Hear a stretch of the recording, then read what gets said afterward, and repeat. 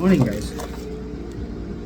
Ngayong araw bumili ako ng tripod. At ito yun, ginagamit ko na siya. Bale, nagsisimula na akong bumili-bili ng mga gamit na pwede natin pa mapakinabangan sa paggawa ng video.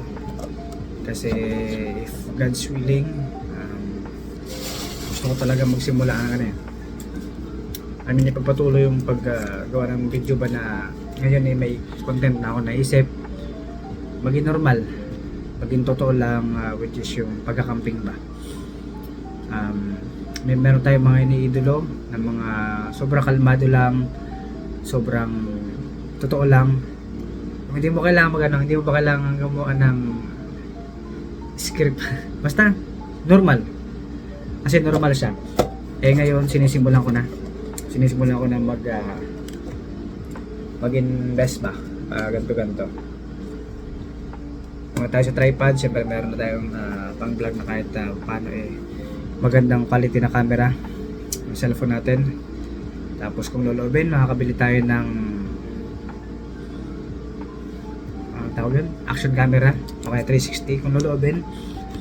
Bale yun, may nalaman na kasi akong content na hindi mo kailangan mag-isip ng content na parang pipikiin mo ba. Alam mo, maging normal. Tapos at the same time, gagawin mo yung bagay na yon, hindi lang basta content, kundi memories. Alaala na pwede mong balikan. Halimbawa, siyempre lumipas na yung mga panahon, tayo yung patanda, meron tayong mga alaala na pwedeng balikan. Yung mga panahon na yun, itong ginagawa natin at tinaharap natin yun ng kalmado at nang walang pagmamadali. Kaya bale, abang-abang lang tayo mga lads. Abangan nyo, excited na rin ako.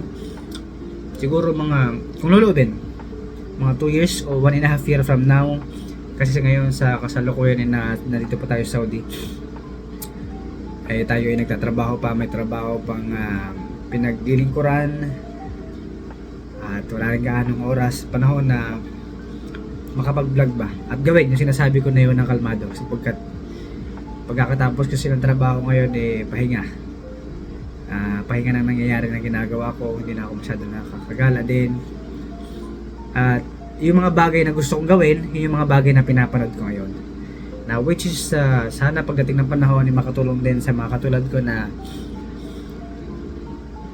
sa makakapanood nito, magiging relaxing na rin at makatulong sa kanilang kasalukuyang sitwasyon sa panahon na mapapanood din ang video na ito. Di ba magulo? Ganun pa man, lagi in God's willing. At ito lang masabi ko sa inyo, sa mga may gustong gawin, kung wala rin naman kayong maapakan na tao at wala rin naman kayong kailangan gawin na pagpapanggap, o kaya alam nyo na mag-benefit sa inyo personally, lalong-lalo na yung hindi nyo kailangan makisama, hindi nyo kailangan na mag-adjust ba sa mundo. Kung gusto nyo lang magpakatotoo, maging masaya, go ahead, gawin nyo hanggat tama, hanggat wala kayo naaapakan tao, gawin nyo, please.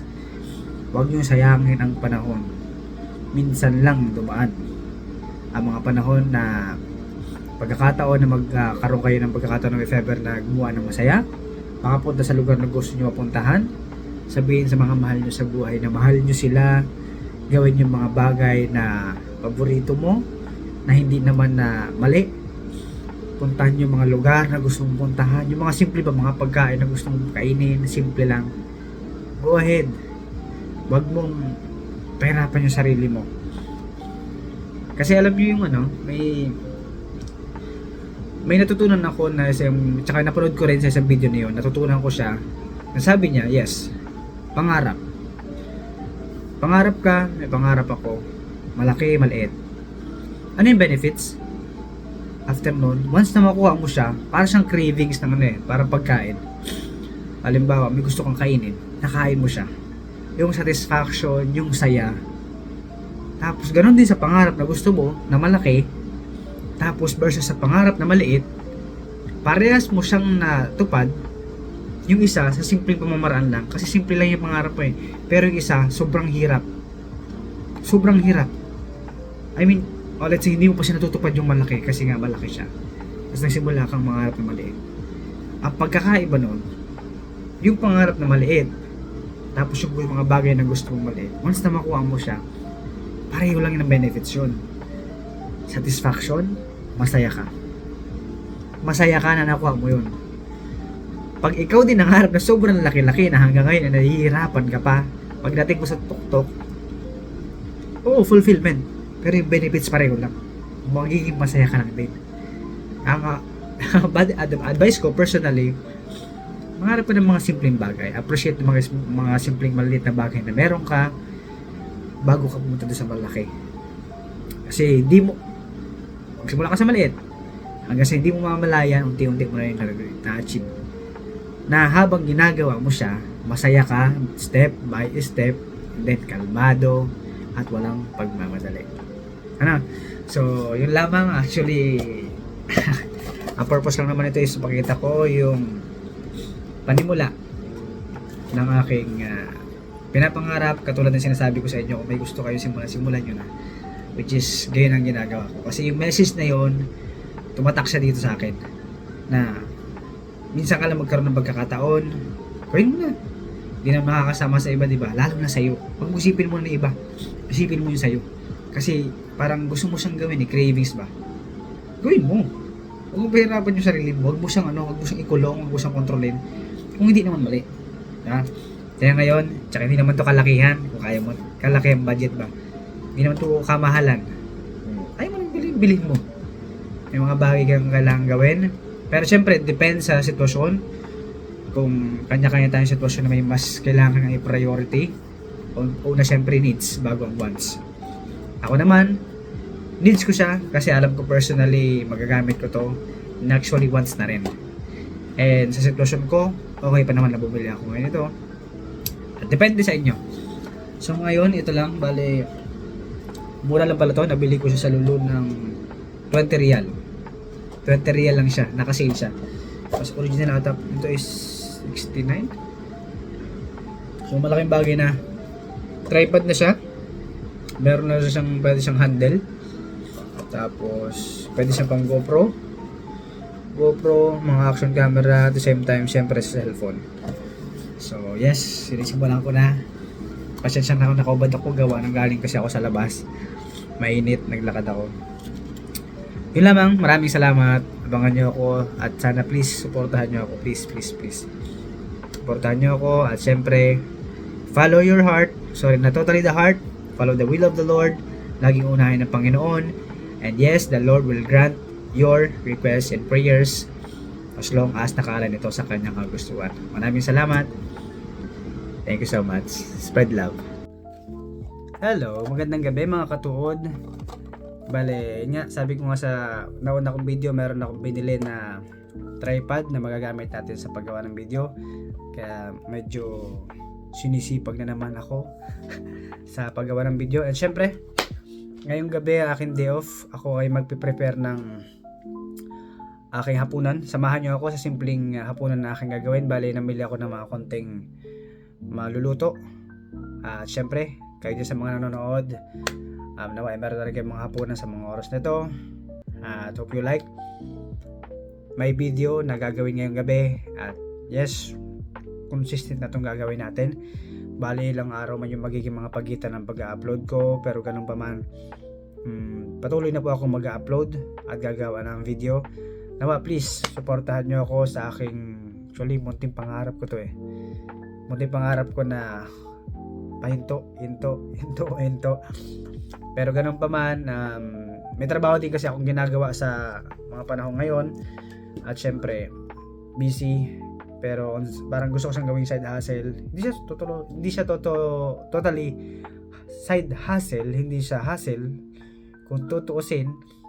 Kasi gusto ko rin siyang gawin, wala rin talaga akong gaanong oras o pagkakataon na makuha ba para gawin nga yung bagay na to. Pero ganun pa man, sabi nga, 'di ba, walang mangyari kung hindi natin susubukan at kung hindi tayo kikilos. Paunti-unti gagawin ko. Hindi ko man siya matutukan, pero ganun pa man, we'll do it slowly. Siyempre please, pakiusap ko lang, supportan nyo ako. Please, malaking tulong na yun na like and share sa akin nagsisimula na gumawa ng video. At nawa ay ang tawag dito, nawa ay maging interesado kayo sa aking mga gagawing video. Regarding lang naman to sa pag-share ko ng buhay ko dito sa Saudi. By the way, nandito ako ngayon sa Saudi at lagpas 5 taon na ako dito. Ako yung nagtatrabaho sa isang restaurant dito sa Damam, sa Kubar. Bale, shoutout sa mga OFW na makakapanood nito na nandito sa Kubar. Laban lang tayo para sa pamilya. At yes, ganun pa man, mabalik tayo sa aking gagawin. Ako ay magpe-prepare na ng aking hapunan at samahan nyo ako. Thank you so much.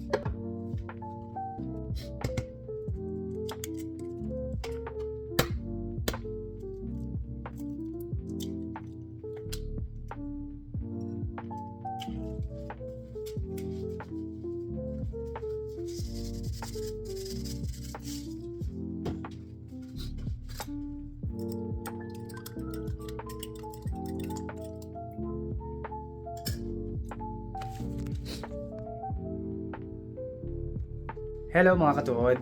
Bale yan, nahiwa ko na pala yung ating nabiling ulam. Talong nga pala yun, tsaka itlog. Bale ngayong gabi yan ang aking ulam sa hapunan natin. Bale nung isang gabi ko pa kasi yan na gustong maging ulam, ay may nag-crave ako sa ganyan. Kaso sobrang pagod na rin kapag pupunta ako ng Lulu. Kung ano maabutan kong luto na ulam tsaka may kanin, doon na rin ako bumibili ng hapunan. Kaya sa ngayon, day off ako, subukan ko magluto. Magluluto talaga ako. Nakapaghiwa na nga pala ako. Ito yung talong na aking iniwa. Hindi siya torta kasi medyo tamad talaga ako maghimay-himay ng mga balat ba. Meron tayo ditong itlog. Tsaka yan. Nakapagpainit na rin ako ng mantika sa kawali. Minuto na lang din tayo ay kakain na. After kung maluto nito, meron na lang. At malapit na rin yung maluto. Ganun pa man, nawa kayo na mga nanonood, sana ay meron na rin kayo mga hapunan ngayong gabi. Antay lang tayo for a minute. Lutuin ko lang to.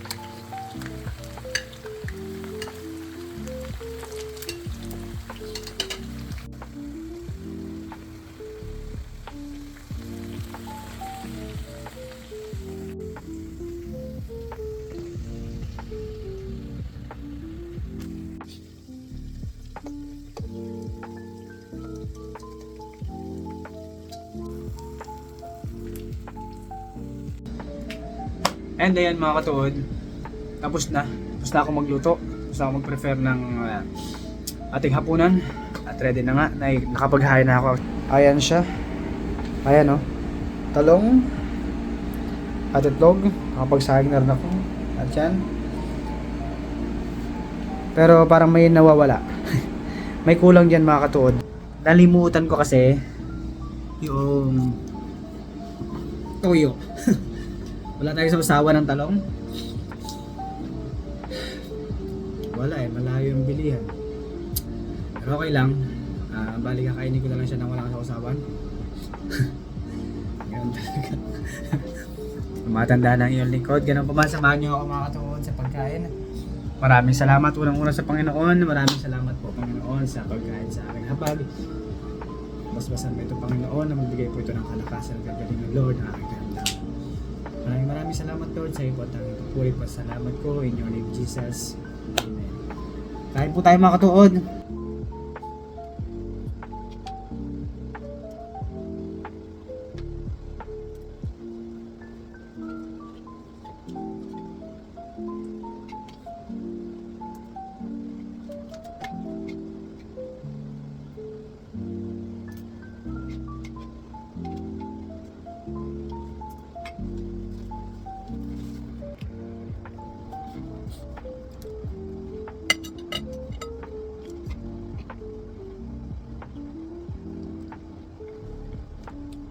Kain tayo mga katuod.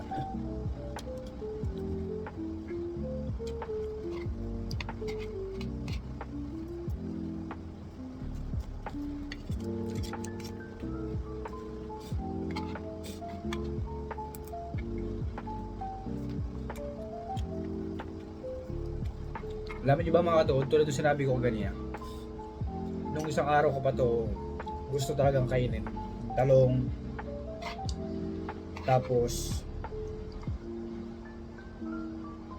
pinagdagan ko na lang din ng itlog.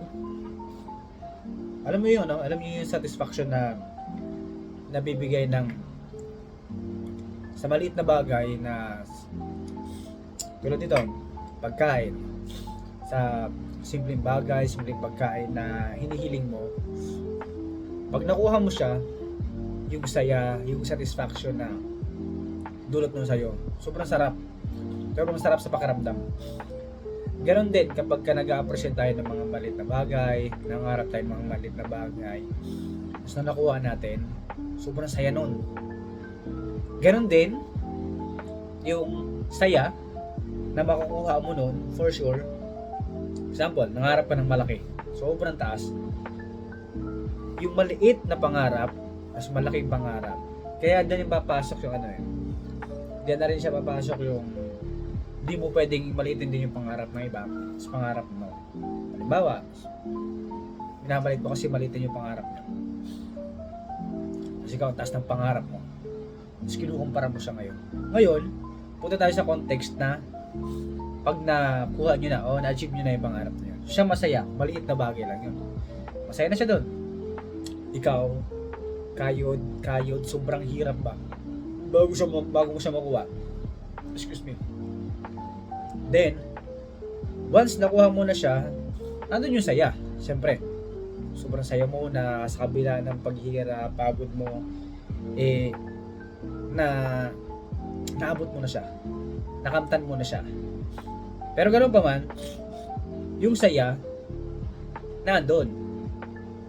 Matagal mo na nakuha. Dahil gawa ng malaki talaga yung pangarap. Yung maliit, nakuha niya na yun. Yung saya, balance yun. Nagigits yun ba yung gusto sabihin? Medyo malalim siya. Pero gusto kong sabihin, ano ba yung mangarap ka ng maliit? Mangarap ka ng konti. Appreciate mo yung maliit, maging masaya ka para doon. Tapos, hindi naman masama mangarap ng malaki kasi sabi nga, di ba? Minsan ka lang naman mangarap. Mangarap ka ng malaki. Pero minsan kasi sobrang ang layo na agad ng tingin mo yung mga maliit na bagay na meron ka na pala. Minsan na hindi mo na siya na-appreciate eh. Kasi masyado ka nakapokus sa pagkalayo-layo. Ilang taon pa, malayo ka pa, nasa isip mo malayo ka pa. Oo, malayo pa kung tutusin kasi pangarap mo yun, mindset mo yun. What you are trying to say, yung mga maliit na bagay na meron ka na ngayon, sa iba achievement na yun. Sobrang saya na nila kapag ka sila ang nandoon sa estadong meron ka sana ngayon. Di ba? Comment down na lang kapag ka medyo mahirap kasi paliwanag. Tsaka correct me na lang if I'm wrong. Ganun kasi yung pananaw ko ngayon. Bale, nasa sa inyo. Kung may point ba akong na tatamaan? May napaparating ba ako sa inyong punto? Ganun pa man, yun lang ko yung gusto ko iparating. At syempre babalik tayo dun sa pagkain. Thank you Lord, maraming salamat. Tulad dito, itlog, talong, dito mong mahalin. Simpleng bagay lang, simpleng pagkain, pero yung sustansya, yung ma-appreciate mo yung mga bagay na ito mula sa Panginoon, pinagkaloob nito, the best na yun. God bless mga katuod.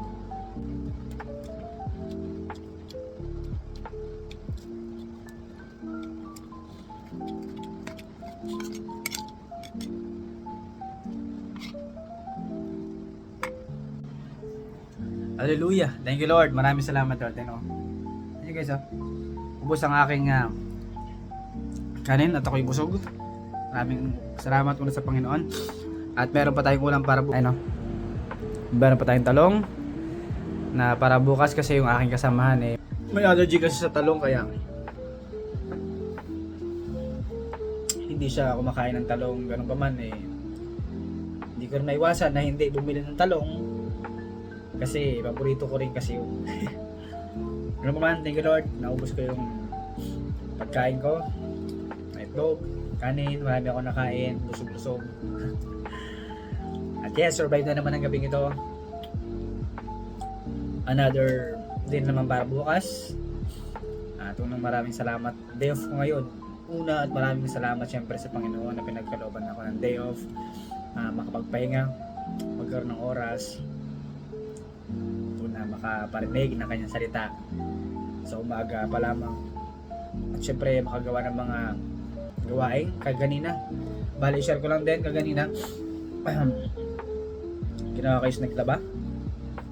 Sa paglaba ko ng aking mga labahin kasama na yung aking makapal na kumot, tagal ko na rin kasi hindi siya nalalabhan. Tapos gawa na nag-iba na rin yung aking schedule ng duty. Ako panghapon na. Ang pasok ay alas 2 ng hapon. Ngayon nagsisimula ng summer dito sa Saudi Arabia at ako naglalakad. At sa ganoong duty alas 2, kailangan 15 minutes before na ando na ako sa store. So alauna, mga 1:30, nag-unti-unti na ako yan maglakad. Kaya nasubukan ko siya ng ilang araw na naramdaman ko talaga sobrang init. At as in sobrang init. Praise God pa rin kasi noong mga araw na yon malakas talaga yung hangin. Kaya kumbaga naglalaban yung init, tapos preskong hangin. Hindi pa ako gaano nahirapan. Pero syempre bilang paghahanda, meron naman tayong bisikleta. Na-flat kasi siya nung nakaraan, kaya hindi ko nagagamit. Ngayon, nagkaroon tayo ng oras, pagkakataon na makapag-day off. Syempre, ginamit natin yun sa mga makabulong bagay. Praise God, naayos natin yung bisikleta at ready na ulit tayo bukas. At tulad ito, nakapaglaba, nakapagpagupit, nakakain ng masarap, nakatawag sa pamilya. As OFW, ano na yun, treasure. Ganun man, maraming salamat at nawa kayong mga nanonood, kung asan man kayo ngayon, nawa meron din kayong masarap na pagkain, anong man ulam yan, anong mang pagkain meron kayo. Una yung lagi pagpapasalamat sa Panginoon na syempre siyang totoong source ng lahat ng ito. Siya nag-provide ng lahat ng pambili, lahat ng mga nagbibigay, galing yun sa kanya lahat. Kaya para tayo hindi gaano may stress kung saan natin kukunin yung lahat, pagtiwalaan natin kung saan ang gagaling yan. Lahat ng pagpapala, source ng lahat ng meron at lahat ng dumarating sa atin. Alalahanin natin kung gaano kalaki ang Panginoon na nasa taas, na nakakakita sa atin, at syempre yung pakialam niya sa atin. Kung ba naman, tayo bilang magulang, ako magulang din, makita ko ang aking anak nang magugutom, hayaan ko ba yun? Syempre hindi. Ano pa ang Panginoon na grabe at sobrang pagmamahal sa atin, diba? Kaya tayo magtiwala bilang OFW, huwag tayo magpapatalo sa homesick. It's normal ang ma-homesick kasi ako ganun din bilang OFW 5.5 years na grabe. Sobra grabe. Hanggang ngayon may homesick, but praise God sa presensya niya, sa tulong niya, syempre sa wisdom na kaloob niya. May pinaliliwanag niya sa aking isipan yung purpose kung bakit ako nandito. At hindi para maghirap. personal na purpose. Kayo din, kung mga nahihirapan kayo, ask God kung ano yung purpose niya para sa inyo. At syempre, seek. Hanapin nyo kung ano yung gusto niya para sa atin. Magbasa kayo ng Bible, saan man kayo. Saudi Arabia, hindi man dito open pa. Guys, ang Panginoon ay nasaan? Kahit kailan. Kahit saan, nandiyan ang Panginoon. Kahit saan man tayong sulok ng mundo, Saudi Arabia man yan o kaya kung ano pa man, magtiwala ka lang ng Panginoon ay nandiyan sa tabi mo. At syempre pagkatiwalaan lalo pa yung kanyang kakayahan. Maraming salamat guys. Bale, nagsisimula muli ako sa akin pagkagawa ng video, pag-content at pag-share ng aking experience. Tapos syempre lifestyle dito sa Saudi Arabia. Thank you. Salamat sa mga nanonood sa mga oras na ito. At nawa ay huwag kayong magsawa. Please, small act of help na po galing sa inyong side. Please like and share ng ating video. At pagpapatuloy po natin muli ang paggawa ng video patungkol sa buhay ko dito. Di na po buhay ko, nandun na rin yung mga nakaka-relate na mga OFW na katulad ko. At syempre sa mga pamilya ng mga OFW na para maunawaan din nila yung buhay ng kanilang mga mahal sa buhay na naandito sa malayo na nagtatrabaho para sa kanila. Maraming salamat mga katuod. Maraming salamat at hanggang dito lang sa araw na ito. And yes, looking forward tayo sa marami pang video na ating magagawa. Okay, maraming salamat. To God be the glory.